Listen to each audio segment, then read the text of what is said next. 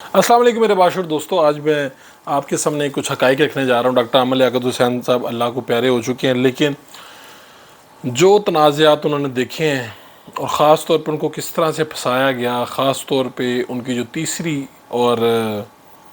یہ دانیہ اور اس کے علاوہ ایک اور ان کی مبینہ طور پہ اپنے آپ کو بیوی کہتی ہے، ان کی بھی میں نے ایک ویڈیو دیکھی ہے۔ اس کے بعد میں اس پہ ویڈیو نہیں کرنا چاہتا تھا، لیکن میں مجبور ہوا اس پہ ویڈیو کرنے میں۔ اس سارے جو تفصیلات ہیں میں آج کی ویڈیو میں عرض کروں گا آپ کے سامنے، اور آپ میری جو اس ویڈیو کو میرے یوٹیوب چینل پر بھی دیکھ سکتے ہیں اور میرے فیس بک پیج پر بھی دیکھ سکتے ہیں۔ سب سے پہلے تو عرض یہ ہے کہ جو عامر لیاقت بھائی ہیں، وہ جو ان کی دوسری اہلیہ تھیں، ان سے جدائی کے بعد وہ بالکل اکیلے ہوئے فیل کیا انہوں نے، اور وہ اس گیپ کو فل کرنا چاہ رہے تھے، اور اس گیپ کو فل کرنا چاہ رہے تھے۔ پلس یہ ہوا کہ ان کی جو سیکنڈ بیگم تھی وہ مختلف جو ڈرامہ سیریلز وغیرہ ان میں کہیں نہ کہیں وہ آنا شروع ہو گئیں۔ یہ خبریں جب ان تک پہنچی تو ان کو تھوڑا سا ایک تنہائی محسوس ہونا شروع ہوئی۔ ایسے میں بہت سے لوگ ان سے رابطہ کر رہے تھے، وہ بھی کچھ لوگوں سے رابطہ کر رہے تھے، اور شادی وغیرہ کی باتیں بھی چل رہی تھیں۔ تو ایک جگہ پہ یہ جو دانیہ ہے، انہوں نے کسی طرح سے ان کو ٹریپ کر لیا اور یہ کہا کہ میں آپ کی بہت بڑی فین ہوں، جیسے کہ انہوں نے اپنے انٹرویوز میں بتایا کہ میں بچپن سے ان کو دیکھتی تھی، مجھے بہت اچھے لگتے ہیں، یہ ہے وہ ہے۔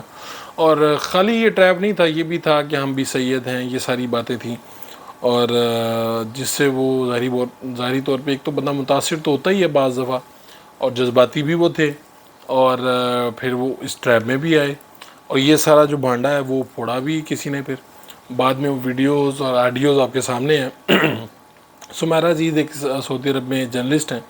انہوں نے یہ ساری تفصیلات بھی رکھی سامنے کہ عامر لیاقت حسین صاحب نے کس طرح انہیں کہا تھا کہ میں شادی کرنا چاہتا ہوں کسی کے ساتھ، آپ میرا رشتہ ڈھونڈ دیں۔ اور یہ جو لودھراں کے لوگ ہیں، جو یہ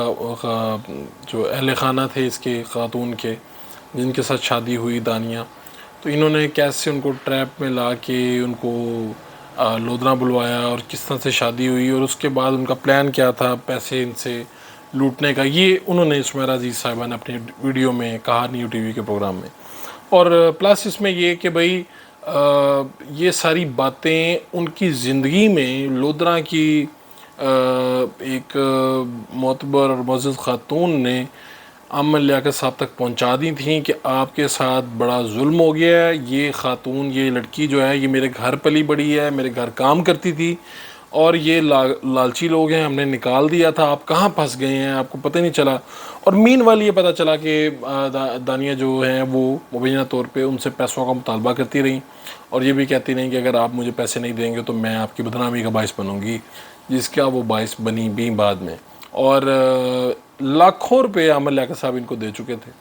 لیکن بہرحال، اور ابھی وہ دوبارہ سے چونکہ خلا کا کیس اس طرح سے نہیں ہوا تھا، خلا نہیں ہوا، تو وہ ان کی بڑی امید کی جا رہی ہے کہ آنے والے دنوں میں ان کی جائیداد میں بھی حصے دار ہوں گی، یا حصے کا تقاضا ضرور کریں گی۔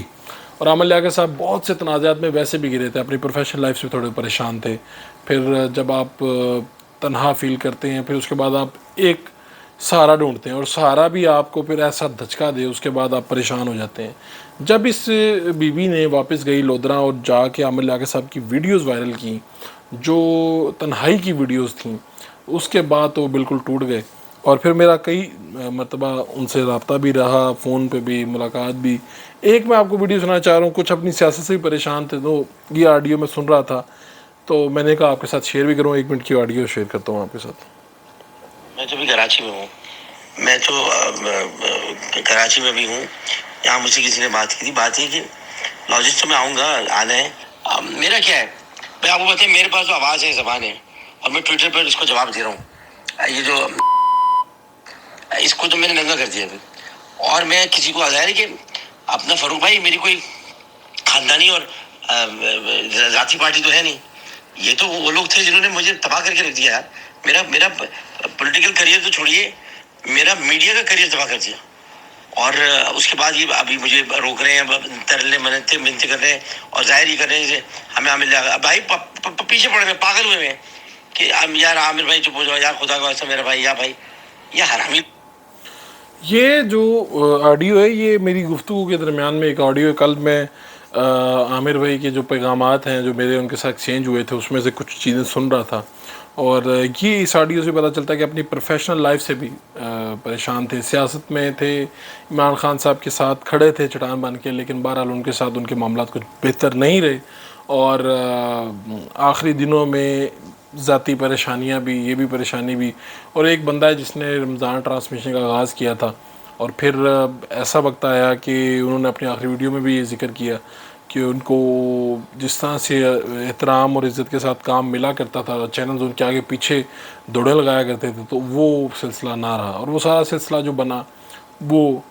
یہ دوسری شادی، جدائی کے بعد، اور پھر تیسری کے بعد پھر یہ الزامات اور ایک طویل تنازعات ان کا سامنا کر رہے تھے، جس سے وہ بہرحال ان کی ڈیتھ جیسے بھی ہوئی، لیکن مجھے یہ لگتا ہے کہ وہ جب بھی ہمارے ساتھ بات ہوتی تھی تو ایسے لگتا تھا کہ کہیں نہ کہیں